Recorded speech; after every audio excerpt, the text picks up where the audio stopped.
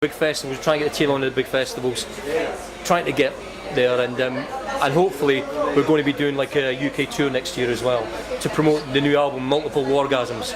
So kids, see if your mummies will give you the money and go out and buy it. It's Christmas presents. Christmas presents 2013. There you go. Yeah, put it on the Christmas list. When it comes to the new album, Smell the glove. yeah. Smell my glove. Smell the flesh. Smell the flove. Can the obviously the fans that have been with us since day one, Yeah. are they going to experience the sound of Virus as they remember, or have you experimented? No, I think- Or are you still quite raw? I think we stopped. I think it needs to work the other way around for us. Yeah. I see now a lot of bands coming out that are trying to grab that old school 80s, early 90s sound in thrash. Yeah. And I just think for us to still maybe have that same sound, it's everybody else who seems to be doing it. So I think maybe a new sound for us might benefit. But until we get in there and get it done and recorded, then we can start messing about with how we want to, produce it and get what sound we need. But I think the sound. I think the quality of the sound will be up to date. Yeah. But the riffage and the overall style will still be firmly rooted in the 80s because I can't get away from it.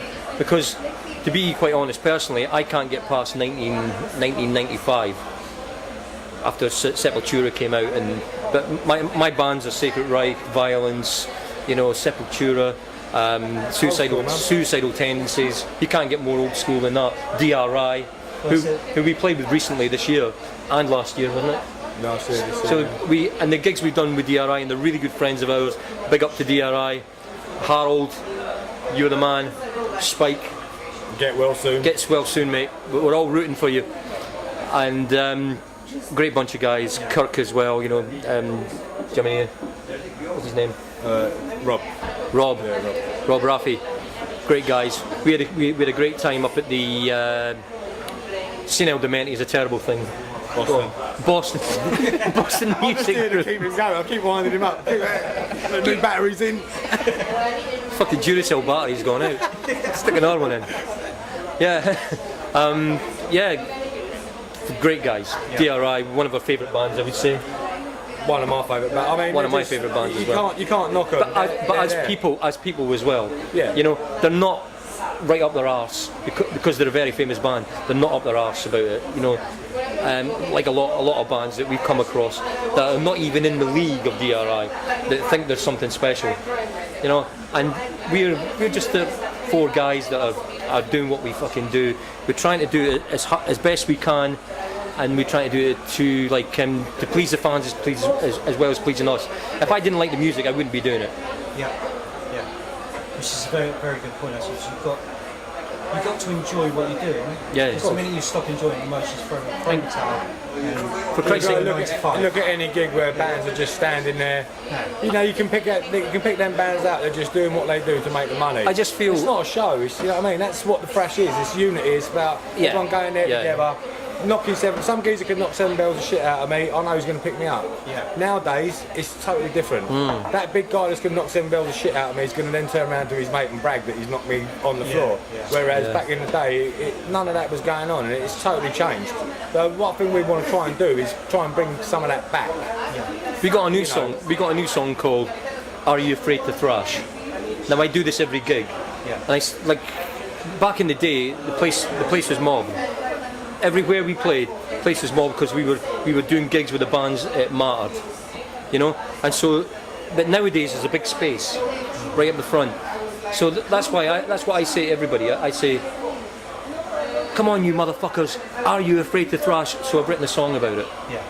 Because people are too scared to come forward and actually thrash up the front. Circle pit, mosh pit, you name it. I think that's because of the now, like I was saying, it's the pits and all that are Pits totally have changed. different. It's changed. It's all about macho shit now, whereas before it was all about brothers and sisters together and fucking having fun. There's too many musos in the fucking audience watching for every little mistake that you make. Yeah. they're looking for glitches in the system. You know, they're thinking, oh, they're shit because he missed that part of the chorus, or he didn't sing that right, or his solo was shit. And the sound's fucking crap. They always distinguish between that. They don't see it as like it's a thrash gig. Yeah. Go for it. Get in the pit and fucking go for it. Stage dive, we don't care. You come on the stage dive, we want you to. We'd love you to come on the stage and stage dive. Don't be afraid of me. I'll just knock the fuck out of you. It's all part of it. I'm joking. Those days are gone. I'm too old. Can't even raise a fist anymore. Head's still good though. In the early years and stuff, like you played some big games, you played in some venues as well, like you say, across the States and stuff. Yeah. With the album coming out and the new tour, is there anywhere in particular you guys would really, really love to go back to? And who would you actually take with you on the bill? Oh, that's a good one. Do you mean a British act? A British act or... Well, if I was to do that, but it ain't there no more, it'd be the Marquee. Yeah. That was my dream when I first started playing drums. I've got to play in the Marquee. I'll tell you got where. to play there. Bands there, like going there, Acid Rain, Lawnmower Death, you know, all the British thrash bands, Eccentric, Slammer, you fucking name it, they were all there. And it seemed to be week in, week out. Yeah. It was like we were going up to gigs twice, 3 times a week sometimes back then, and for £5. Yeah. Do you know what I mean? It was great going there to see fucking Lawnmower Death, Acid Rain, whoever. But now it's like you're looking at £10, probably £12, and the venues ain't there no more. It's not there. And trying to push the band on the underground scene is a fucking nightmare. It's a nightmare. The London scene's gone downhill for a long time. It's shit. It's gone downhill for a long time. The kids are not coming to the gig because there's so many. There's such a variety of bands, and it's like it's overpopulated with thrash. There's like but there's a system. It's like a class system in the thrash world, where like you know, like my good friends from Gamma Bomb, they've got their own style. They've adopted the style from the 80s. It's great. I mean, I love Gamma Bomb. They're my mates. Balls out. They're just like it's balls out, thrash to the wall, Municipal Waste, exactly the same thing. Toxic Holocaust. Those bands, those are the type of bands I like who are doing it these days. There's a lot of bands these days that are crossing over. I hate this fucking labelling. You know the label, black thrash, death thrash. Thrash is thrash. Yeah. Fuck's sake. I was there when it started. So come on, it's thrash metal. If it's got a thrash riff in it, it's thrash metal. If it hasn't, then it's not thrash. Fucking bin it. Yeah. You know? And there's some great bands out there. There's some fabulous bands out there, but they're just not getting recognised. It's because like there's the record companies like Nuclear Blast, like Candlelight. There is no like real label Roadrunner out there for thrash anymore. There's not really. Even Earache have gone commercial.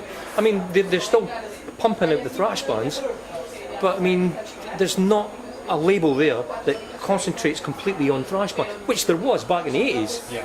I mean, look, Music for Nations, thrash label, under one flag, thrash label. Even Roadrunner, the early days for even Earache, in the early days. Yeah. You know, but I just think the British thrash scene needs a good kick up the arse. Yeah, we're the ones to do it.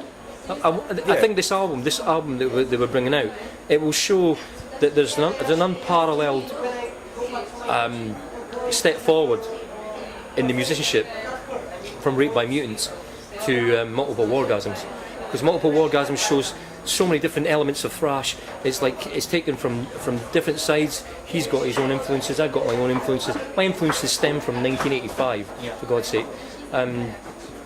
Paul's an excellent bass player. He's the only bass player I know who can play so fast with his fingers. Some guys, they play with a pick, don't they? This guy plays as fast with a pick. The guys play with it fast with his fingers. The guys play with a pick. It's incredible to watch.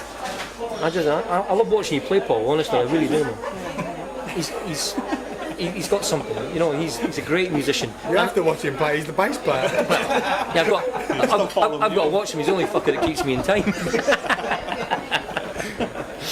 Yeah, but there's. It came together really tight. When once the from the Raped by Mutants lineup had sort of dispersed or whatnot, and then what with Matt, the old guitarist, having trouble with his hand, he had to bail out. carpal tunnel syndrome in both hands, or he would have still been with me. But it just came together fast. I'd gigged with Virus with other bands I was doing before, and I was kind of like, fuck, I should be drumming in that band. So I just learnt the songs anyway, just for my own pleasure. And when the time came, that first jam we bust out 9 songs. We nailed it. We nailed it. You know, little hiccups here and there, but it was. And then Scott came in, and he picks it up pretty quick, and it seemed to just gel really quick and get tight fast. You know, Scott brings a fresh thing. He's only 25 years old. He brings in a fresh idea because he likes bands like The Lamb of God. He likes Nile. He likes all new type of bands. So, and he's a massive Lamb of God fan, and like he loves all this technical stuff, and he brings in that technical element. Whereas like I've got my you do technical stuff as well. The riffs I like, but it's from a drummer's point of view. But it's different. Simple, heavy, go fucking nuts. I think my style is different because I like the technicality of violence. I like the technicality of Atheist, of Death, of but also the simplicity of Nuclear Assault. Yes. You know, and the riffage of Anthrax. You know, so I still like that. You know, and Sacred Riot's one of my favourite bands as well. You know, I can't help being stuck in the 90s, the 80s and 90s, because I find out there's nothing I've liked since then that's ever floated my boat. You know, if you were around and I was around back in the 80s, and you knew when you first heard Slayer, what did you think? You know, fuck, what the fuck is this?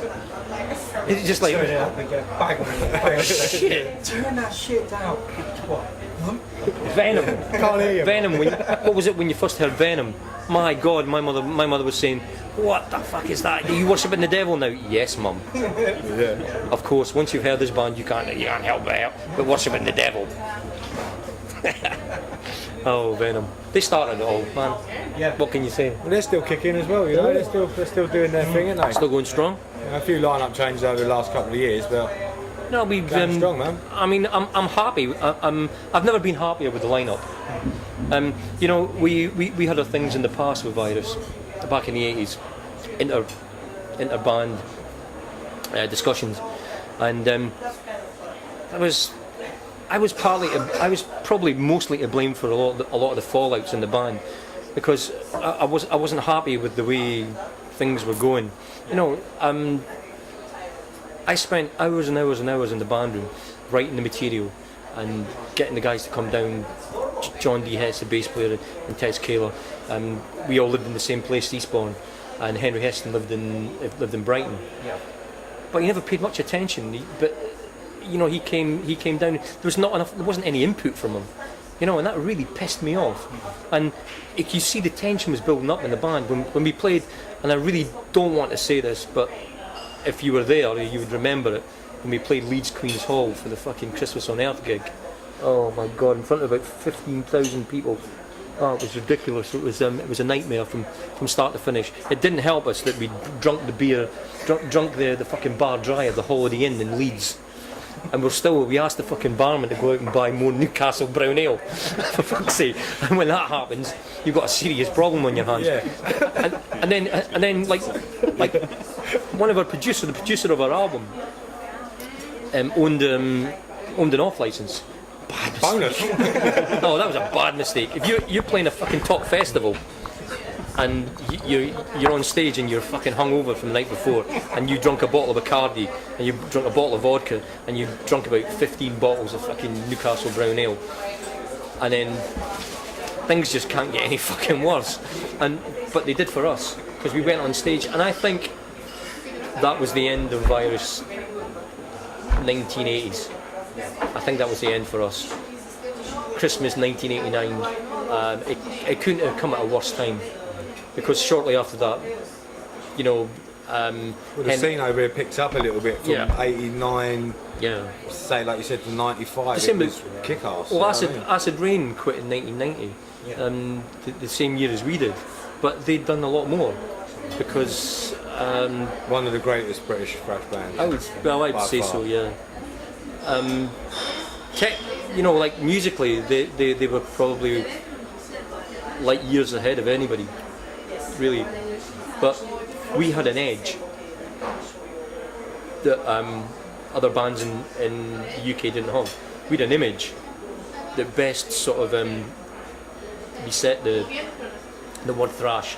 I mean, you had Sabat, who again we played with a lot, and they had this kind of medieval look to them. Great band, great sound, Fucking awesome. great musicianship, but it didn't really sort of time with the music that they were playing. We went on with combats, you know, t-shirts, tattoos. It epitomised the crossover from punk to metal, which was the defining line between thrash and punk.